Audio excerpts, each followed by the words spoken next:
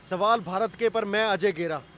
हम लोग आज कड़ी दर कड़ी जोड़ते हुए, नेता दर नेता जुड़ते हुए आज पहुंचे हैं रवि आहूजा जी के यहाँ पर, जो कि भगत सिंह मार्केट के प्रधान भी हैं और जन नायक जनता पार्टी के पुराने कार्यकर्ता हैं। तो सुनने में आ रही है बात कि उनकी टिकट पक्की हो गई है। पीछे कुछ पॉलिटिकल वो भी आए थे जिनके अंदर इनका रेशो सबसे बड़ा बताया जा रहा था। आइए जानते हैं कि इनके मन में क्या है।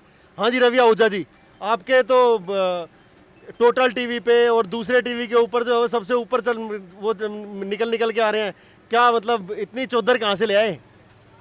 देखिए, सबसे पहले तो मैं आपके चैनल के माध्यम से सभी हिसार वासियों को अपना सादर नमस्कार करता हूं।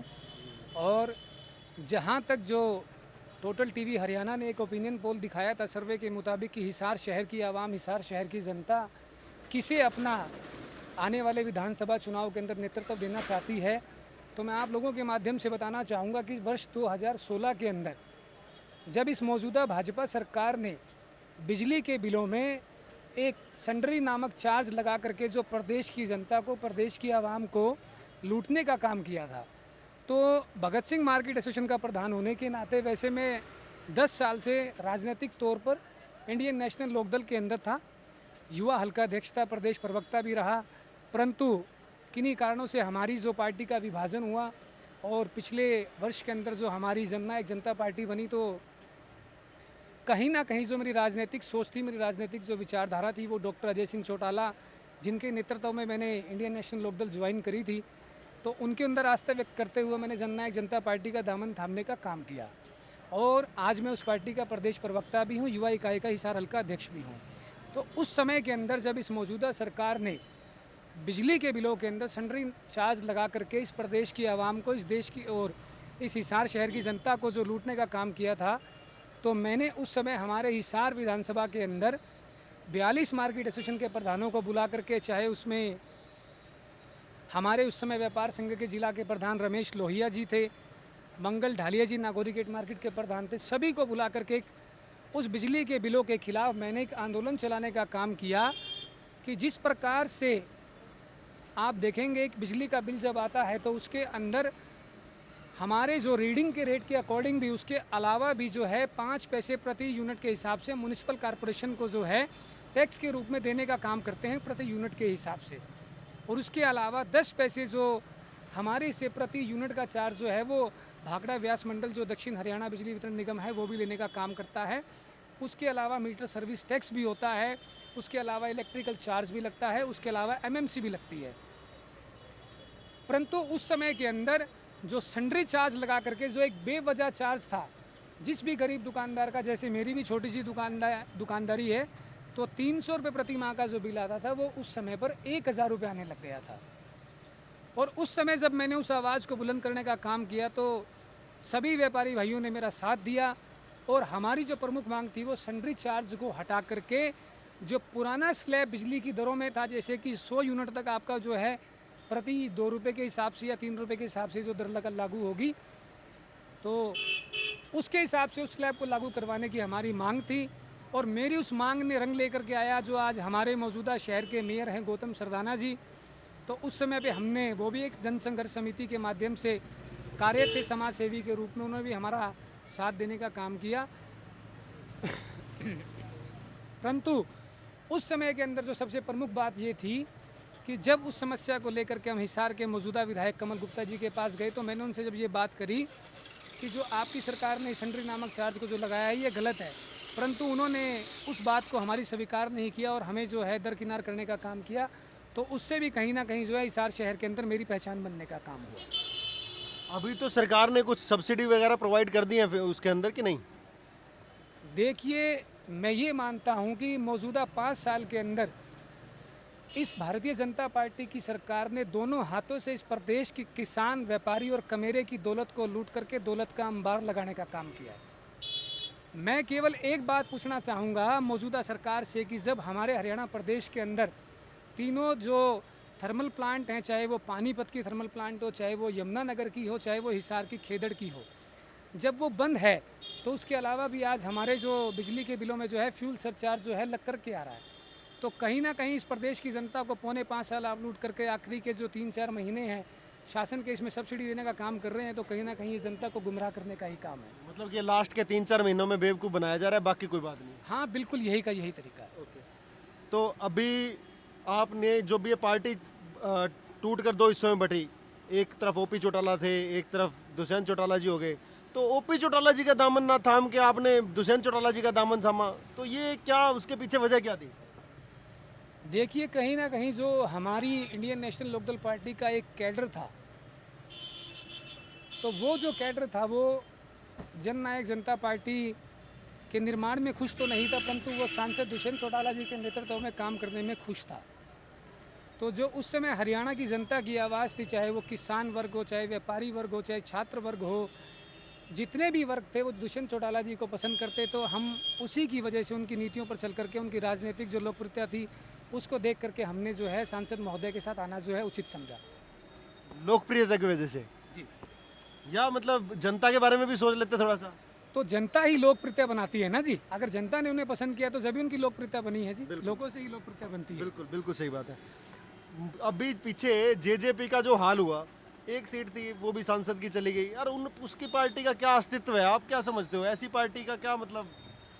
देखिए, लोकसभा के चुनाव में और विधानसभा के चुनाव में बड़ा अंतर होता है, दोनों की तस्वीर भी अलग होती है। और लोकसभा चुनाव के अंदर जो एक मोदी सुनामी, मोदी जो लहर थी, उसने पूरे जो है समूचे भारतवर्ष के अंदर असर लाने का काम किया। यहाँ तक कि जो हमारे देश के पूर्व में प्रधानमंत्री रहे थे HD देवगौड़ा जी, उनके पोते भी चुनाव हार गए। और यहाँ तक थी कि राजस्थान के अंदर जो अभी CM थे हमारे गहलोत साहब, उनके बेटे भी चुनाव हार गए। तो उस चुनाव में और इस चुनाव में जो है बड़ा अंतर होगा। और इस चुनाव के अंदर मुद्दे भी अलग होते हैं। उस चुनाव के अंदर जो था वो लोगों ने मोदी जी के नाम पर वोट दिया कि देश के प्रधानमंत्री का चुनाव है, परंतु ये मुख्यमंत्री का चुनाव है। और हर राज्य के अंदर, हर प्रदेश के अंदर जो है मुद्दों के ऊपर चुनाव होता है, सुविधाओं के ऊपर चुनाव होता है। और जो कमियां इस सरकार की रही हैं और आने वाली सरकार जो बनेगी वो इसके अंदर क्या सुधार ला सकती है, कई बातों के ऊपर चुनाव होगा। मनोहर लाल खट्टर जी का क्या शासन पसंद नहीं? देखिए, अगर मनोहर लाल खट्टर जी का शासन अगर इतना बढ़िया होता तो मैं नहीं समझता कि हरियाणा प्रदेश के अंदर दंगे होते। आज आप देखेंगे हरियाणा प्रदेश को समूचे 2000 वर्ष के 16 के अंदर किस प्रकार से तबाह कर दिया गया, किस प्रकार से जला दिया गया। आज हरियाणा प्रदेश के अंदर युवा वर्ग बेहाल है, नौकरियां है नहीं। और D ग्रुप के नाम पर आप जो हैं केवल 18,000 20,000 नौकरी दे करके जो प्रदेश के बच्चे हैं, जिन्होंने M.Tech कर रखी है, जिन्होंने M.Com कर रखी है, इतनी बड़ी बड़ी डिग्रियाँ होने के बावजूद आप उन्हें आज माली बना रहे हैं, चपड़ासी बना रहे हैं, किसी को चौकीदार बना रहे हैं। तो मैं नहीं समझता कि इस प्रदेश के युवा का सौभाग्य है कि ये सरकार जो है उन्हें रोज़गार देने का काम करेगी। हिसार सिटी के अंदर क्या हालात हैं इस वक्त पे, उसके बारे में थोड़ा बताएं। देखिए, हिसार शहर के अंदर जो कई समस्याएं हैं, जाम की समस्या है, अभी आवारा पशु की समस्या है। आवारा पशु को लेकर के तो जो है भारतीय जनता पार्टी अखबारों के अंदर काम करती है। आपको पता भी होगा कि पिछले 6 महीने पहले तो हिसार को कैटल फ्री घोषित कर दिया गया था, परंतु आज आप देखेंगे जहाँ जहाँ मेयर का निवास है वहाँ भी आज 25-25, 30-30 पशु जो हैं उनके निवास स्थान के बाहर भी बैठे रहते हैं। चाहे वो स्थानीय विधायक कमल गुप्ता जी हों, उनके निवास स्थान के बाहर भी सैकड़ों उस रोड के ऊपर पशु जो है रात को लोहा मंडी के रोड पर जो है घूमने का काम करते हैं और लोगों के साथ जो है मतलब भी दुर्घटना का शिकार होते हैं। चाहे वो सैनियन मोहल्ला हो, चाहे वो मील गेट हो, चाहे वो गांधी चौक हो, हर जगह जो है आवारा पशु की भरमार है। मेरा तो ये मानना है कि बेसहारा पशु, आवारा पशु के नाम पर केवल भारतीय जनता पार्टी की जो नेता है, मेयर है, वो सिर्फ फ़ोटो खिंचवाने का काम कर रहे हैं। अन्यथा आप थोड़ी देर यहाँ रुकेंगे तो यहाँ भी आपको सैकड़ों पशु दिखने का काम होगा। वो जो गो अभ्यारण्य कहते हैं इतना बड़ा बनाया है, कोई दम नहीं उसमें। आप वहाँ जा कर के देखिए ना, बेचारी गौ माता वहाँ पर लाचार है, उन्हें खाने के लिए हरा चारा भी नहीं है। एक बार तो सांसद महोदय ने, जो दुष्यंत चौटाला जी हिसार से पूर्व सांसद, उन्होंने भी 10 लाख रुपए देने का काम किया था, परंतु आज वहाँ जो स्थिति है, जब आप जा कर के देखेंगे तो सैकड़ों पशु वहाँ बीमार हैं, उन्हें खाने के लिए हरा चारा तक भी नहीं उपलब्ध है। क्या क्या मुद्दे हैं हिसार सिटी के? एक बार के लिए मान लें टिकट क्या आप विधायक बन गए, क्या करोगे? देखिए, सबसे पहली जो हिसार शहर की समस्या है, जाम की समस्या है। आज आप डाबड़ा चौक, जिंदल चौक से लेकर के आप चाहे बस स्टैंड चौक तक, शहर ख़त्म हो जाता है आगे हाउसिंग बोर्ड तक, वहाँ पर निरंतर पूरे दिन में 2-2 घंटे का जाम रहता है। सैकड़ों लोग जाम में फंसे रहते हैं। पोल्यूशन की वजह से हिसार शहर की आबो हवा भी ख़राब है। तो अगर मुझे टिकट मिली और मैं विधायक बना तो सबसे पहले हिसार शहर के अंदर जाम की समस्या को ख़त्म करने का काम करेंगे। दूसरा, स्वच्छता के नाम पर जिस प्रकार से ये मौजूदा सरकार आज हमारी इस मार्केट के अंदर भी क्या होता है कि जब सर्वे वाले आते हैं स्वच्छता को लेकर के तो वो लोग दुकानदारों को कहते हैं कि आप यहाँ कूड़ा मत खिंडाना। दुकानदार कोई यहाँ पर कूड़ा खिंडा करके खुश नहीं है। हर व्यक्ति को जो है सफाई पसंद होती है, परंतु आज सफाई कर्मचारियों की कमी है, उनके ऊपर जो सुपरविज़न की कमी है, सफाई की गाड़ियों की कमी है। हमें एक उम्मीद थी कि हिसार के अंदर जब मेयर गौतम सरदाना जी बने थे तो हिसार को स्वच्छ करने का काम करेंगे, परंतु आप शांति नगर जाएंगे, डोगरान मोहल्ला जाएंगे, कमला नगर जाएंगे, शहर के सैकड़ों ऐसे स्थान हैं जहां कूड़े के ढेरों के अंबार लगे हुए हैं। आज स्वच्छता के नाम पर केवल जनता को गुमराह किया जा रहा है। और यदि हमारी सरकार बनती है, मैं हिसार का विधायक बनता हूँ, चाहे सरकार ना बने, अगर विधायक बना तो स्वच्छता की इस मुद्दे को भी पूरे तरीके से जो है मैं उठाने का काम करूँगा, इसको हल करवाने का काम करूँगा। बहुत बढ़िया जी। जाम की समस्या को सोल्व करवाने के लिए क्या ब्लूप्रिंट है?